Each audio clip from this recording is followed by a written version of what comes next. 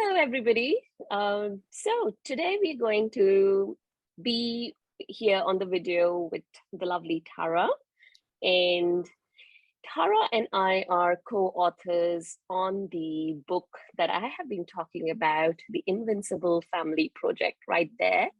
And this is a project where 27 women from across the world have come together. And this is going to be an interview to know Tara's part of the story in our book. Yeah. So I will let her take the stage, and then I'll tell you a little bit about the book after this, because there've been so many of you who've asked me, what's in the book? What is it about? So I thought I'll let my co-authors come in and then talk about it. All right, Tara, over to you. Oh, thank you so much. So I'll share kind of the first half of my story a little bit, just to let you and anyone catching this video know kind of at least one person's chapter and perspective. And what's so beautiful is that all of our stories are different and diverse. Like, we're all women from all over the world, different backgrounds. And yet we also have a bond of a desire to make our families more invincible. And then we actually have a path where we're doing it. So my name is Tara. I'm a Christian homeschool wife and mom of almost 11 children. I live in Canada, having a baby in 3 weeks. And and I never thought that I would be here. Like, Swati and I were chatting before this, even a year ago, if somebody had said, Tara, a year from now, you're going to be interviewing with Swati from Singapore about the second book you've been involved in, I would have been like, what? How did that happen? A lot has changed in the last year. So to back it up a little bit, in the spring of this year, it had been, it's been over a year of lockdowns. I live in Canada. We've had some of the strictest lockdowns in the world.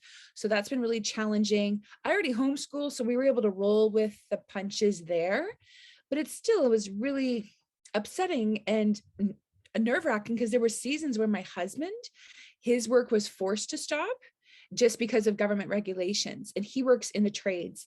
So all of a sudden we became painfully aware, I think something we knew deep down, that we only had one stream of income.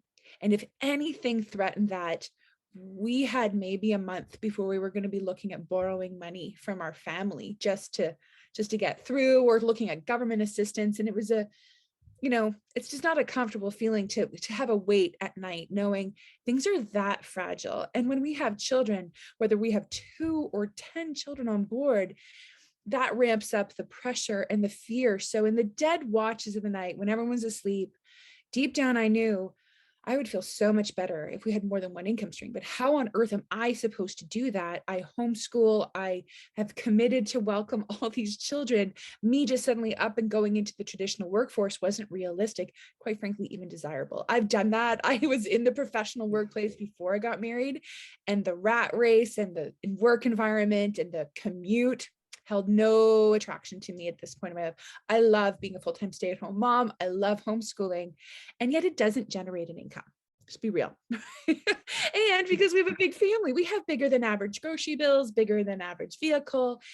And the idea of going on a vacation, like somewhere nice, I figured it's never going to happen. And I would just be grateful that we had 3 meals a day, and otherwise not whine and complain that I had all these children, because it was our choice to welcome all these children. Nobody made me do this. So long story short, that's where I was about a year ago, kind of quietly burying my dreams and figuring, well, I hope to God nothing really bad happens. But with everything happening in the world, with lockdowns and economic changes and government literally overnight forcing my husband not to work, it was scary. So I'm just living my life, kind of holding my breath, hoping things won't happen.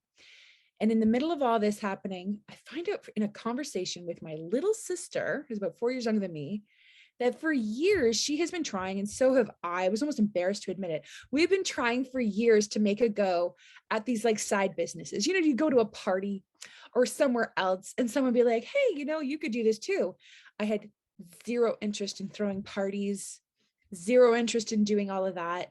And, some people were really pushy and gross about it online and stuff, and it just left a bad taste in my mouth.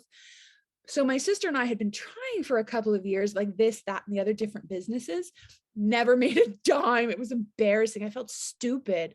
I'd see people, you'd hear about people killing it and hitting these ranks and making ridiculous amounts of money, and it made it look so easy. And I just felt stupid because I didn't know how to get it off the ground. So I decided to stop torturing myself and just forget it. But I was still scared at night, right? I had a desire, but no success. It was just kind of like Groundhog Day, going around and around, hoping nothing bad would happen. So I'm talking with her on the phone, and it turns out that she had connected only a couple months earlier with Martha Craigie, who's the one who coordinated this whole project, woman I never heard of before, but Megan had gotten to know her really well. That's my sister, and had actually started doing home-based business. I didn't even know what the business was. And it wasn't this one size fits all thing, like sell my product or, do these parties.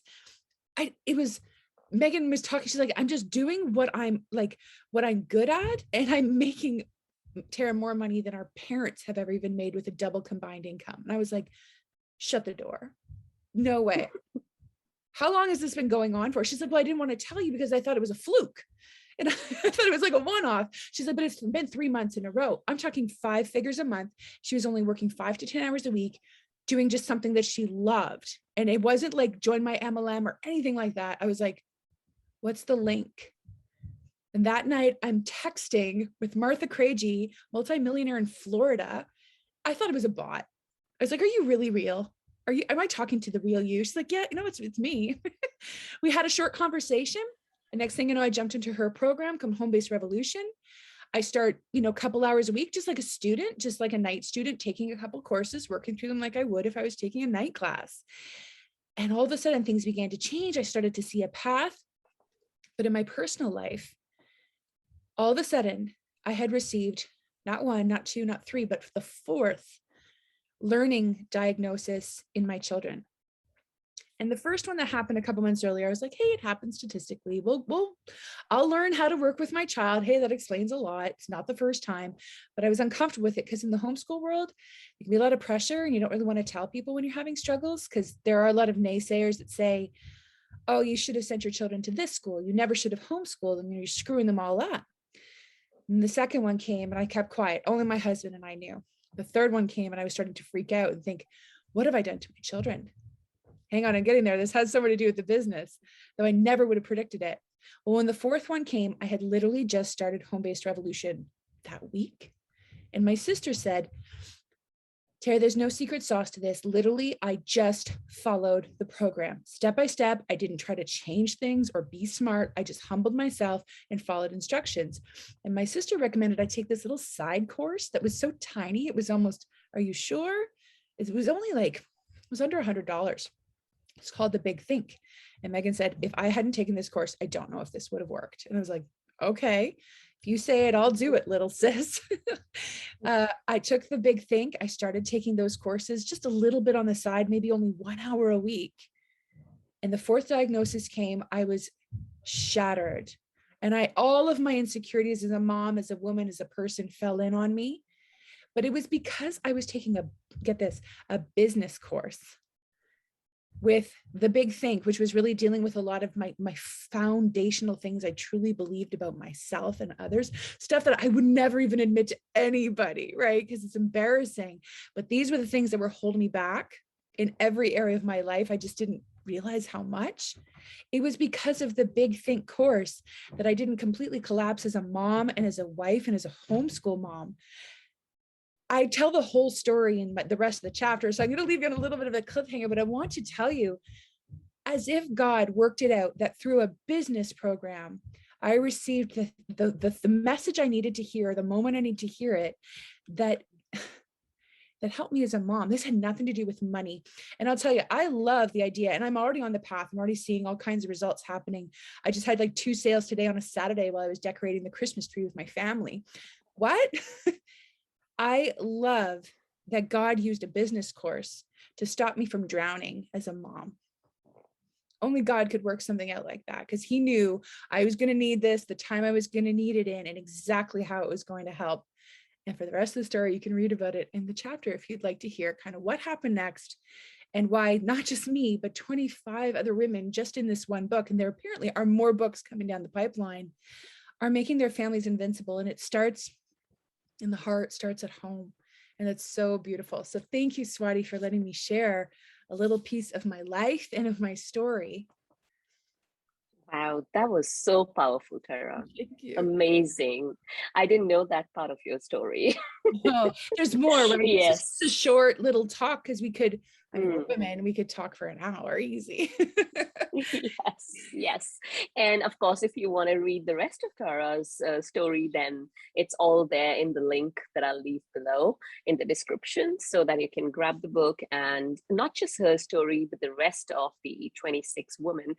We all come from different backgrounds. We all have different stories in this book. So it's not that you have to be a Tara or a Swati or a Martha to do what we all did. It's the beautiful part of it is you take what you are good at. You probably won't even realize that you're so good at doing that because you're doing it day in and day out. You take what you know, you implement it into that blueprint, and you get where most of us have gotten to, Yeah. right? So Yeah. be it your business, your mindset, whatever needs working will get worked out. See, That's right. I mean, it's just that. So thank you so much for talking to me, Tara. This was wonderful. I really appreciate it. Oh, it was so good to meet with you, Swati. Thank you again for coordinating our time zone so we could have this chat and encourage other women across the world. It was a blessing. Thank you. Thanks a lot.